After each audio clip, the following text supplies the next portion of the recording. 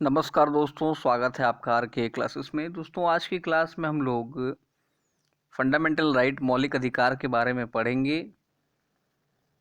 और यदि किसी भी एग्ज़ाम में, चाहे वो बीपीएससी हो, बिहार पुलिस, जेपीएससी या कोई भी एग्ज़ाम हो, अगर पॉलिटी से आपका क्वेश्चन बनता है, 2 क्वेश्चन भी है, 3 क्वेश्चन भी है, तो उसमें आपका ये एक ऐसा टॉपिक है जिससे कि क्वेश्चन रहता ही रहता है। इसलिए आप इसे अच्छे से तैयार करें और मेरे साथ में ही नोट बना के चलें। इसे आपको रटने की आवश्यकता नहीं है, केवल इसे 1-2 बार पढ़ें और अगर पॉसिबल हो तो इसे आप डिस्कस करें, इस पर टेस्ट लगाएं। निश्चित ही सारे कंसेप्ट जो हैं आपको क्लियर हो जाएंगे।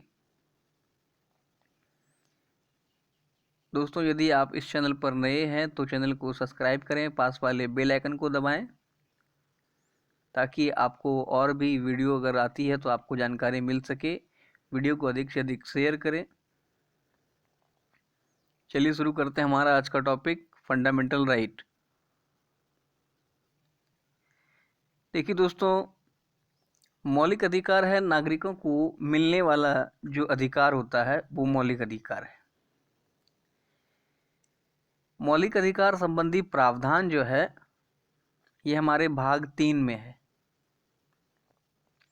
ठीक है, और अनुच्छेद 12 से 35 तक है। अब ना जाने कई दफ़ा ये क्वेश्चन पूछा जा चुका है, कई दफ़ा, कि मौलिक अधिकार संबंधी प्रावधान संविधान के किस भाग में है। तो भाग 3 में है। मौलिक अधिकार का वर्णन है तो अनुच्छेद 12 से 35 तक है, ठीक है। ये जो संविधान के विदेशी स्रोत हैं, हम लोगों ने जो अलग अलग जो हैं प्रावधान अलग अलग देशों से लिए हैं। तो मौलिक अधिकार का जो कंसेप्ट है हम लोगों ने अमेरिका से लिया है, ठीक है। भाग 3 में है, अनुच्छेद 12 से 35 तक है और इसे अमेरिका के संविधान से लिया गया है। संविधान के भाग 3 को मैग्ना कार्टा कहा जाता है। देखिए, यह प्रश्न भी पूछा गया है, क्यों मैग्ना कार्टा कहा जाता है। तो देखिए, मैग्ना कार्टा का जो कंसेप्ट, जो शब्द आया, ये ब्रिटेन के एक राजकुमार थे, उन्होंने जो है अपने नागरिकों के लिए कुछ अधिकार लिखवाए थे, तो उस समय जो उसको मैग्ना कार्टा कहा गया है। तो ये कंसेप्ट वहीं से लिया गया है, भाग 3 को मैग्ना कार्टा कहा जाता है। हमारे देश में 1895 में सबसे पहले मौलिक अधिकार की अगर किसी ने मांग की थी तो वो थी एनी बेसेंट। सर्वप्रथम इन्होंने ही मांग की थी मौलिक अधिकार की। यह मांग जो है मौखिक रूप से थी, लेकिन यदि सर्वप्रथम लिखित मांग की बात की जाए तो मौलिक अधिकार की सबसे पहले लिखित मांग की थी 1928 ईस्वी में मोतीलाल नेहरू ने। मोतीलाल नेहरू ने अपने नेहरू रिपोर्ट में 1928 ईस्वी में मौलिक अधिकार की मांग की थी। और नेहरू रिपोर्ट को संविधान का ब्लूप्रिंट भी कहा जाता है। ध्यान रखें, यह सवाल भी कई दफा पूछा जा चुका है। अब 3-4 फैक्ट हम लोगों ने देखा कि ये जो है भाग 3 से लिया गया है, अनुच्छेद 12 से 35, ठीक है। यूएसए के कंसेप्ट से लिया गया, यूएसए के संविधान से लिया गया है। सबसे पहले मांग जो है एनी बेसेंट ने किया 1895 में। उसके बाद जो लिखित मांग है 1928 ईस्वी में नेहरू रिपोर्ट में मोतीलाल नेहरू जी ने किया था। इसे Magna carta of Indian constitution कहा जाता है, भाग 3 को। उसके बाद देखिए, 1928 में जब मांग हुई तो उसके बाद 1931 ईस्वी में कांग्रेस के कराची अधिवेशन में मौलिक अधिकार की पहली जो है औपचारिक मांग सरदार वल्लभ भाई पटेल ने की थी। सवाल यदि आपसे पूछ ले कि कांग्रेस के किस अधिवेशन में मौलिक अधिकार की मांग की गई थी, तो 1931 के कराची अधिवेशन में। और किन्होंने की थी, तो सरदार वल्लभ भाई पटेल ने। आगे देखते हैं क्या कहता है। 1931 के द्वितीय गोलमेज सम्मेलन में भी गांधी जी ने मौलिक अधिकार की मांग की थी। उसके बाद देखिए 1945 ईस्वी में मौलिक अधिकार के प्रारूप को तैयार करने हेतु तेज बहादुर सप्रू समिति का गठन किया गया। कि मौलिक अधिकार क्या होना चाहिए, कैसा होना चाहिए, इसी का प्रारूप तैयार करने के लिए तेज बहादुर समिति जो है इनका गठन हुआ और इस समिति ने मौलिक अधिकारों को दो भागों में बांटा। पहला है भाग 3। भाग 3 के अंतर्गत ऐसे अधिकारों को रखा जिसके लिए हम न्यायालय की शरण ले सकते हैं, अर्थात यदि उन अधिकारों का जो है शोषण होता है, वायलेशन होता है, तो उसके लिए हम न्यायालय जा सकते हैं। और इन्हें अनुच्छेद 12 से 35 तक रखा गया। वहीं अगला था भाग 4। इसमें ऐसे अधिकारों को रखा गया जिसके लिए हम जो है न्यायालय नहीं जा सकते, जिसे DPSP directive principle of state policy या राज्य के नीति निर्देशक तत्व कहा गया, जो कि अनुच्छेद 36 से 51 तक है। इसे भी हमें पढ़ना है। इसका मुख्य जो है डीपीएसपी का लक्ष्य है लोक कल्याणकारी राज्य की स्थापना करना। तो हो सकता है कि इसमें राज्य सरकार, केंद्र सरकार द्वारा जो है किसी कारणवश जो है, यदि आपको लगता है कि ये चीज़ आवश्यक है, होना चाहिए, अगर वो नहीं होता है तो ऐसा नहीं है कि आप न्यायालय के शरण में जा सकते हैं। लेकिन मौलिक अधिकार का, यदि आपके मौलिक अधिकार का हनन होता है तो आप तत्काल ही न्यायालय की शरण ले सकते हैं। अब देखिए कुछ ऐसे प्रावधान हैं जो मौलिक अधिकार में थे लेकिन वर्तमान में अब नहीं रहे हैं। जैसे देखें अनुच्छेद 300A,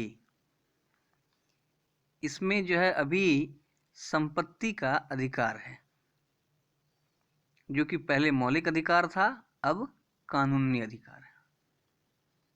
कई दफा पूछा गया है कि संपत्ति का अधिकार वर्तमान में किस अनुच्छेद में है, तो आपको ध्यान रखना है अनुच्छेद 300A में, और पहले यह अधिकार अनुच्छेद 31 में था। ठीक है। अगला है देखिए अनुच्छेद 301A, व्यापार की स्वतंत्रता, जो कि अब कानूनी अधिकार कर दिया गया है। अनुच्छेद 326 वयस्क मताधिकार, जो अब एक संवैधानिक अधिकार है। ये ध्यान रखिए, इंपॉर्टेंट है। वयस्क मताधिकार कैसा अधिकार है? तो संवैधानिक अधिकार है। भारत के संविधान में 6 मौलिक अधिकार हैं। ध्यान रखें, कितने हैं? 6, जिसमें कि पहला है समानता का अधिकार। नाम से आप समझें, समानता का अधिकार, जिसका चर्चा अनुच्छेद 14 से 18 तक किया गया है। क्लियर है? अगला देखते हैं स्वतंत्रता का अधिकार। ये है 19 से 22 तक।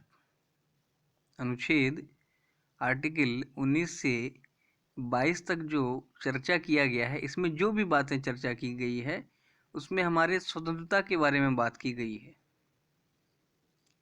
तीसरा जो मौलिक अधिकार है ये है शोषण के विरुद्ध अधिकार। ये अनुच्छेद 23 और 24 में है।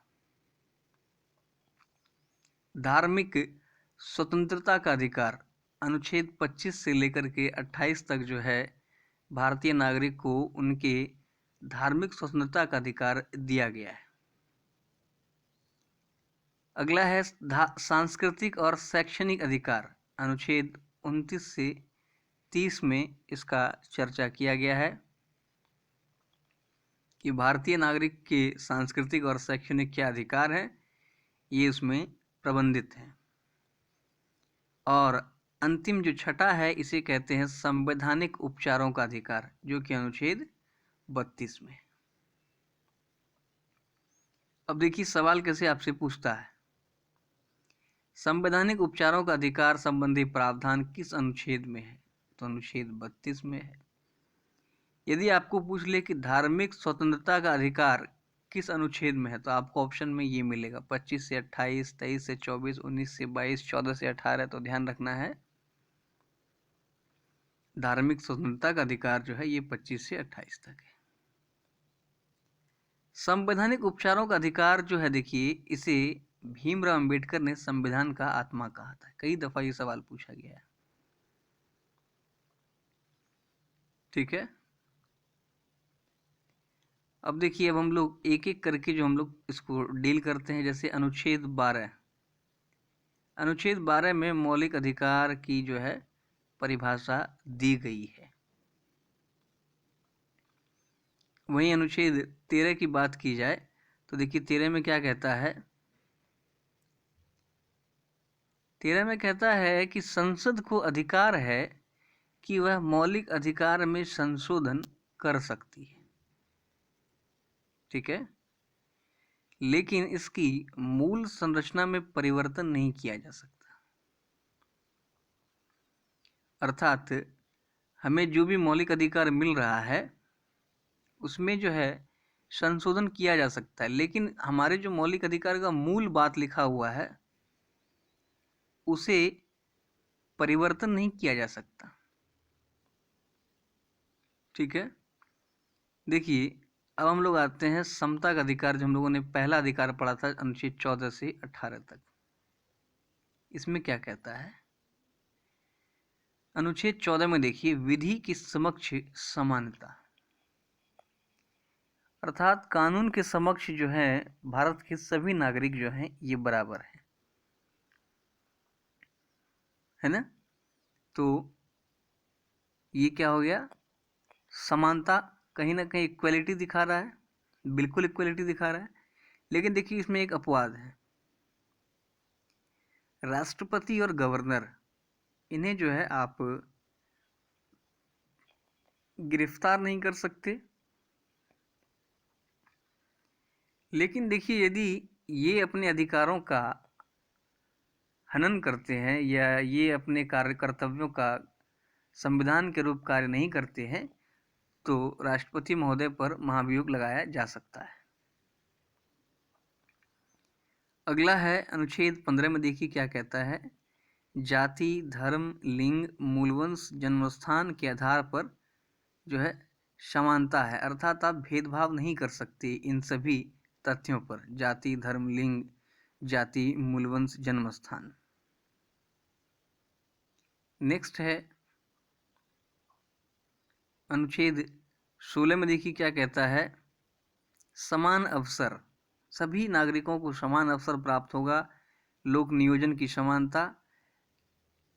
लेकिन इसमें एक अपवाद है अनुच्छेद 16(4) के तहत, ध्यान रखें, इंपॉर्टेंट है। 16(4) में कहा गया है कि अनुसूचित जाति एवं अनुसूचित जनजाति के तहत जो है आरक्षण की व्यवस्था की जा सकती है और की गई है। उस समय आप ये नहीं कह सकते कि ये जो है डिस्क्रिमिनेशन हो रहा है, आपके साथ गलत हो रहा है या आपके मौलिक अधिकार का हनन हो रहा है, क्योंकि संविधान में ये प्रावधान है कि समान अवसर सभी को मिलेगा, लोक नियोजन की समानता है, लेकिन जो कमजोर वर्ग हैं, अनुसूचित जाति एवं जनजाति, उनको आरक्षण दिया जा सकता है। अनुच्छेद 17 में देखिए क्या कहता है, अनुच्छेद 17 कहता है अस्पृश्यता या छुआछूत का अंत, एबॉलिशन ऑफ अनटचेबिलिटीज, अर्थात आप जो पहले छुआछूत का जो कंसेप्ट था ये अब इसे समाप्त कर दिया गया है, क्योंकि समता का अधिकार पर हम लोग बात कर रहे हैं, सभी लोग समान हैं और इस आर्टिकल में संशोधन नहीं किया जा सकता है, ठीक है। ये एक ऐसा आर्टिकल है जिसमें आप संशोधन नहीं कर सकते। अनुच्छेद 18 देखिए क्या कहता है, उपाधियों का अंत, पहले जो भी टाइटल दी जाती थी अंग्रेजों के द्वारा या कोई भी टाइटल हो, उन सभी उपाधियों को जो है अब समाप्त कर दिया गया है।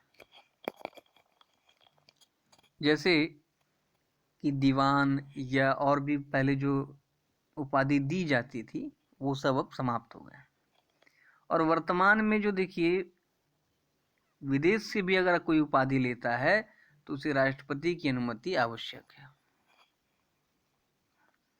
और ना ही उपाधि का प्रयोग जो है, उपाधि जो आपको मिली है उसका प्रयोग आप अपने नाम के साथ कर सकते हैं। केवल डॉक्टर और डिफेंस के लोग जो है रिटायरमेंट के बाद इसका प्रयोग कर सकते हैं। तो 14 से 18 में हम लोगों ने देखा, ऐसी बातें हम लोगों ने पढ़ी जिसमें कि कहीं न कहीं भारत के नागरिकों को समानता प्रदान की गई है। लोगों के बीच जो है एक समान भावना रहे, भेदभाव कम रहे, इसलिए इसमें ऐसी बातें का प्रावधान किया गया है जो कि सभी को समान रूप से सरकार की नज़र में, कानून की नज़र में बनाए रखे। अब हम पढ़ेंगे स्वतंत्रता का अधिकार। ये 19 से 22 तक में है। अनुच्छेद 19 देखिए क्या कहता है। 19 को ये अनुच्छेद 19(1) वाक की स्वतंत्रता। इसमें आपको अपने विचार, अभिव्यक्ति बोलने की आज़ादी है, लेकिन देखिए आप अपशब्द या अपने देश के खिलाफ नहीं बोल सकते। ठीक है, आपको बोलने की आज़ादी है, अपना राय रखने की पूर्णतः आज़ादी है, लेकिन आप किसी को अपशब्द नहीं कर सकते या अपने देश के खिलाफ कुछ भी नहीं बोल सकते। 19 क में ही रखा गया है झंडा फहराने की स्वतंत्रता। ठीक है, उसके बाद देखिए इसी में है 19(1) में ही है प्रेस की स्वतंत्रता, विज्ञापन। ध्यान रखें ये झंडा फहराने का पूछता है कई दफ़ा। प्रेस की स्वतंत्रता है, विज्ञापन की स्वतंत्रता है, लेकिन आप किसी का फ़ोन टैपिंग नहीं कर सकते, ये इलीगल है। यदि का किसी का किया भी जाता है तो उसके लिए अनुमति लेना आवश्यक है। आगे बढ़ते हैं। अगला है हमारा अनुच्छेद 19(2). इसमें क्या देखिए कहता है कि शांतिपूर्वक निशस्त्र सम्मेलन की स्वतंत्रता। आप जो है शांतिपूर्वक और बिना हथियार के कोई भी सम्मेलन कहीं पर भी कर सकते, तो ये हमारा अधिकार है। वही अनुच्छेद 19(3) की बात की जाए तो इसमें है संघ बनाने की स्वतंत्रता। ठीक है, आप अपनी पार्टी बनाएं, यूनियन बनाएं, कोई आपत्ति नहीं। 19(4) में है भारत में कहीं भी घूमने फिरने का अधिकार, ये आपको प्राप्त है, आप कहीं भी जा आ सकते हैं। 19(5) कहता है भारत के किसी भी क्षेत्र में निवास करने की स्वतंत्रता। आप अभी दिल्ली में हैं, कल को आप मध्य प्रदेश में रहें, इसमें आपको कोई आपत्ति नहीं है। 19(6) में है कोई भी व्यापार अपने जीविका हेतु चलाने हेतु आप स्वतंत्र हैं, लेकिन आप कोई ऐसे व्यापार नहीं कर सकते जो कि हार्मफुल हो या कानून की नज़र में हुआ जो है गैर कानूनी हो। तो इतनी सारी बातें अनुच्छेद 19(1) में 19(1) से लेकर के 19(6) तक कही गई है। वाक की स्वतंत्रता है, झंडा फहराने की स्वतंत्रता है, विज्ञापन है, शांतिपूर्वक निशस्त्र संघ बनाने की स्वतंत्रता, भारत में कहीं भी घूमने की आज़ादी, कहीं पर भी जो है रहने की आज़ादी, बसने की आज़ादी, और जीविका हेतु व्यापार चलाने की आज़ादी है। अनुच्छेद 20 की बात की जाए तो देखिए इसमें है अपराध में संरक्षण। क्या है देखिए, न्यायालय द्वारा जब तक किसी को दोषी नहीं सिद्ध किया जाता है तब तक उसे आप आरोपी नहीं कह सकते। ठीक है, जब तक न्यायालय उस पर मुहर न लगा दे वह व्यक्ति आरोपित नहीं कहा जा सकता।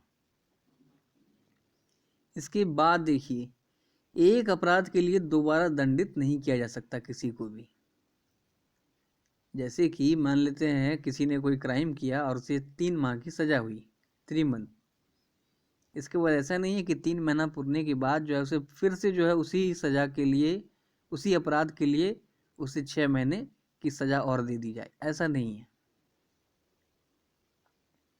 लेकिन अमेरिका में ऐसा नहीं होता। देखिए, एक अपराध के लिए वहाँ दोबारा दंडित किया जा सकता है। फिर देखिए, व्यक्ति को अपने ही खिलाफ गवाही देने के लिए मजबूर या बाध्य नहीं किया जा सकता। मतलब ये कि आप किसी को ज़बरदस्ती नहीं करवा सकते कि नहीं, आपको बोलना होगा कि तुम ही ने ये काम किया, या आप किसी को ये नहीं कह सकते कि वह अपने खिलाफ ही गवाही दे। ठीक है, तो ये अपराध में इस प्रकार के संरक्षण दिए गए हैं। अनुच्छेद 21 में देखिए क्या कहता है कि प्राण एवं दैहिक स्वतंत्रता, और ये एक ऐसा अधिकार है, ध्यान रखें, जो कि आपातकाल के दौरान भी अनुच्छेद 21 और अनुच्छेद 20, ये जो दो हम लोगों ने पढ़ा अपराध में संरक्षण, इन्हें रद्द नहीं किया जा सकता। हो सकता है या आपके अन्य सभी मौलिक अधिकार को समाप्त किया जा सकता है, लेकिन ये दो अधिकार हैं जिन्हें समाप्त नहीं किया जा सकता। जैसे अभी लें तो लॉकडाउन की स्थिति है, अभी हम लोगों ने पढ़ा कहीं पर भी घूमने फिरने की आज़ादी वर्तमान में आप नहीं कर सकते, लेकिन ऐसा नहीं है कि आपका ये अधिकार भी समाप्त हो जाएगा। अनुच्छेद 21 और 20 ध्यान रखें। अगला है अनुच्छेद 21A।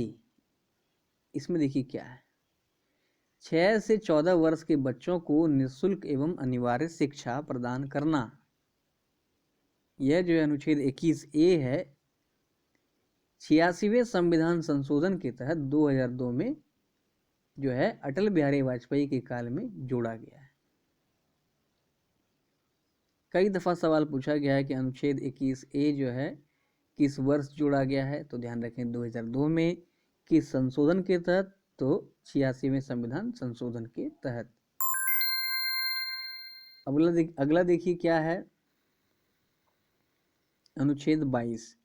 तो अभी हम जो पढ़ रही है क्या है, ये हमारी स्वतंत्रता से संबंधित अधिकार है।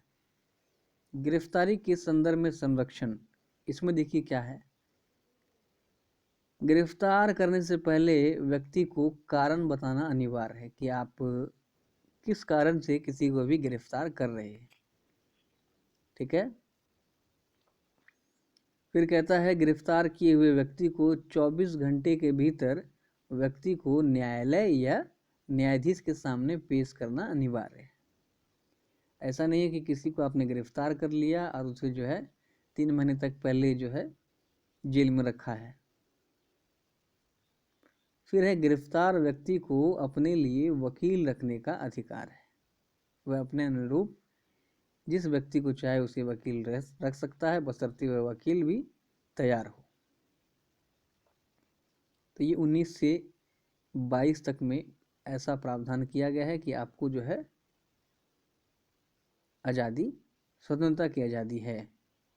अगला है शोषण के विरुद्ध अधिकार। अनुच्छेद 23 में देखिए क्या कहता है कि मानव की तस्करी और बेगार वर्जित है। अर्थात मानव की तस्करी जो है इसको नहीं किया जा सकता।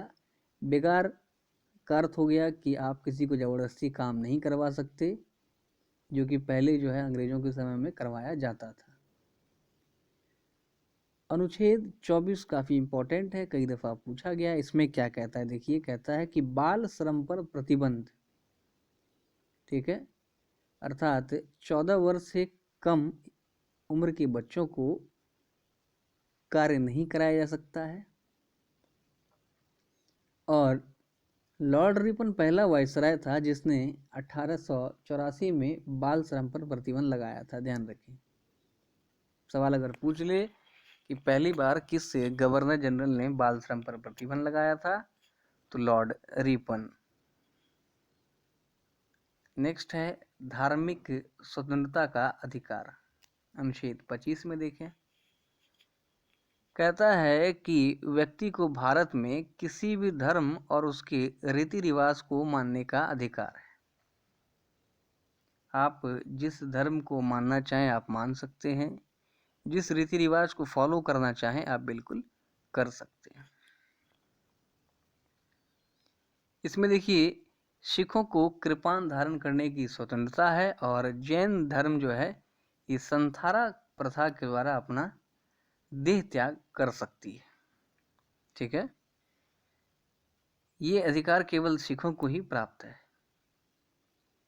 अनुच्छेद 26 देखिए, ये इंपॉर्टेंट है, इस साल शायद बिहार दरोगा में यही क्वेश्चन पूछा गया था। क्या कहता है, किसी भी धार्मिक कार्यक्रम और सम्मेलन को आयोजित करने का अधिकार, साथ ही अपने धर्म के लिए संस्थाओं की स्थापना व पोषण, उनका विधि सम्मत से संपत्ति का अर्जन एवं प्रचार प्रसार का अधिकार है। अर्थात ये कि आप किसी भी प्रकार का किसी भी धर्म का कोई धार्मिक कार्यक्रम कर सकते हैं, अपने धर्म की वृद्धि के लिए आप संस्थाओं का स्थापना कर सकते हैं, उनके रख रखाव, ठीक है, उनसे संबंधित क्या विधि होनी चाहिए इसको बना सकते हैं और उसका प्रचार प्रसार कर सकते हैं। अनुच्छेद 27 में देखिए क्या कहता है, किसी विशेष धर्म की अभिवृद्धि हेतु कर के लिए बाध्य नहीं किया जा सकता एवं धार्मिक आय कर मुक्त समझा जाएगा। ऐसा नहीं है कि आप किसी एक विशेष धर्म को बढ़ाने के लिए कोई टैक्स इम्पोज कर दें, तो इस चीज को ध्यान में रखें। किसी विशेष धर्म की अभिवृद्धि हेतु कर नहीं लिया जा सकता। अनुच्छेद 28 देखिए क्या कहता है कि किसी भी शैक्षणिक संस्था, ठीक है, उसमें धार्मिक शिक्षा का प्रावधान नहीं किया जाएगा। ठीक है, कोई भी शैक्षणिक संस्था है उसमें आप जो है धार्मिक शिक्षा प्रदान नहीं कर सकते। अपवाद में देखिए अल्पसंख्यक हेतु मदरसा है। ठीक है, अगला है सांस्कृतिक एवं शैक्षणिक अधिकार, जिसका चर्चा अनुच्छेद 29 और 30 में किया गया है। अनुच्छेद 29 में देखिए क्या है, व्यक्ति को अपनी भाषा, लिपि, संस्कृति को मानने तथा इसका विकास करने का अधिकार है। अल्पसंख्यक के वर्गों के हितों का संरक्षण भी अधिकार है। आप अपनी भाषा, लिपि, संस्कृति को माने, इसका विकास करें, इसका आपको अधिकार है। फिर देखिए अनुच्छेद 30 में क्या कहता है कि शिक्षण संस्थाओं की स्थापना और प्रशासन करने का अल्पसंख्यक वर्गों को अधिकार है। अर्थात अल्पसंख्यक वर्ग जो भी है वह चाहे तो शिक्षण संस्था का स्थापना कर सकती है। उसमें जो है सरकार यह भेदभाव नहीं करेगी कि यह केवल कुछ खास लोगों के लिए ही है। अगला है संवैधानिक उपचारों का अधिकार, अनुच्छेद 32। इसे देखिए संवैधानिक उपचारों का अधिकार कहा जाता है। क्यों कहा जाता है इसे भी समझें। तो ध्यान रखें, सुप्रीम कोर्ट अनुच्छेद 32 के तहत और हाई कोर्ट अनुच्छेद 226 के तहत ये दोनों कोर्ट क्या करती है, रिट जारी करती है। कब? जब किसी के मौलिक अधिकार का हनन होता है, जब हमारे फंडामेंटल राइट का वायलेशन होता है, तो सुप्रीम कोर्ट अनुच्छेद 32 के तहत और हाई कोर्ट 226 के तहत रिट जारी करती है। भीमराव अंबेडकर ने संविधान के उपचारों के अधिकारों को संविधान का आत्मा कहा था। देखिए रिट क्या होता है, कितने प्रकार का होता है, तो ध्यान रखें कुल रिट 5 प्रकार का होता है। पहला है देखिए बंदी प्रत्यक्षीकरण। ये कब जारी किया जाता है, इससे कई सारे क्वेश्चन बनते हैं। देखिए जब किसी व्यक्ति को अवैध रूप से बंदी बना लिया जाता है तो न्यायालय को अधिकार है, न्यायालय जो है उस व्यक्ति को फिजिकली सशरीर सुप्रीम कोर्ट या हाई कोर्ट में पेश होने की मांग करता है। आप इस प्रकार समझें कि यदि किसी व्यक्ति की सजा जो है 6 महीने में समाप्त हो जाती है लेकिन वह 2 साल से बंद है, तो वह क्या अवैध रूप से बंद है। तो इस प्रकार के व्यक्ति को बाहर निकालने के लिए इस प्रकार की रिट जारी की जाती, क्योंकि उसका मौलिक अधिकार का हनन हो रहा है। 6 महीने की सजा थी, वह 2 साल से बंद है। ठीक है, तो न्यायालय जो है रिट जारी करती है। बंदी प्रत्यक्षीकरण, नाम से ही पता चल रहा है आपको, बंदी को सशरीर प्रस्तुत करना। अगला है परमादेश, मैंडेमस। इसमें देखिए, जब कोई सरकारी व्यक्ति या संस्था किसी व्यक्ति के मौलिक अधिकार का हनन करती है तो उसके खिलाफ जो है यह रिट जारी किया जाता है। जब कोई सरकारी संस्था हो, मान लेते हैं कि कोई संस्था है, वह आपके फंडामेंटल राइट का वायलेशन कर देती है, आपको कह देती है कि आप जो है हमारी संस्था के या इस संस्था में आप एडमिशन नहीं ले सकते। मानते हैं ऐसा कि आपको कह दे कि नहीं, आपका जन्म स्थान या आपका जाति या कुछ भी कह के अगर आपको वह संस्था अगर आपका फंडामेंटल राइट का हनन करती है और यदि आप कोर्ट की शरण लेते हैं तो यह रिट जारी किया जाता है। अगला है उत्प्रेषण। उत्प्रेषण में देखिए क्या होता है, जब कोई व्यक्ति या संस्था अपने अधिकार क्षेत्र से बाहर जाकर कार्य करता है तो उसके खिलाफ यह रिट जारी होता है। अर्थात यह है कि आपका अधिकार नहीं था उस कार्य को करने का, लेकिन आपने उस कार्य को कर दिया। तो यदि आप ऐसा करते हैं तो कोर्ट के द्वारा उत्प्रेषण नामक एक रिट जारी की जाती है। नेक्स्ट है प्रतिषेध। जब कोई निचली अदालत अपने अधिकार क्षेत्र का अतिक्रमण करके सुनवाई करती है तो उच्च न्यायालय या उच्चतम न्यायालय द्वारा इस प्रकार जो है प्रतिषेध नामक रिट जारी करके उसको रोका जा सकता है। ठीक है, कहने का अर्थ ये हुआ कि निचली अदालत का जो अधिकार है वह उसका अतिक्रमण करके कुछ ऐसा फैसला दे दे जो कि उसके अधिकार क्षेत्र में नहीं आता है, या उसने जो है मूल रूप से नियमों का उल्लंघन किया है, तो उसके खिलाफ जो है इस प्रकार का रिट जारी किया जाता है। नेक्स्ट है अधिकार पृष्ठ लेखा। इसमें देखिए, जब कोई गैरकानूनी तरीके से किसी पद पर आसीन हो जाता है, बना रहता है, जबकि वह उस लायक नहीं है या उसके अधिकार में नहीं है, तो कोर्ट द्वारा अधिकार पृष्ठ लेखा नामक रिट जारी होती है और उससे पूछा जाता है कि आप किस अधिकार से इस पद पर आसीन हैं। तो ये कुल 5 रिट थे जो कि महत्वपूर्ण है, और फंडामेंटल राइट में हमें इतनी बातें पढ़नी है। उम्मीद है आपको सारी बातें समझ में आ गई होगी। अगर आपको वीडियो अच्छा लगा तो वीडियो को लाइक करें, अधिक से अधिक शेयर करें, रिवीजन करते रहें। धन्यवाद।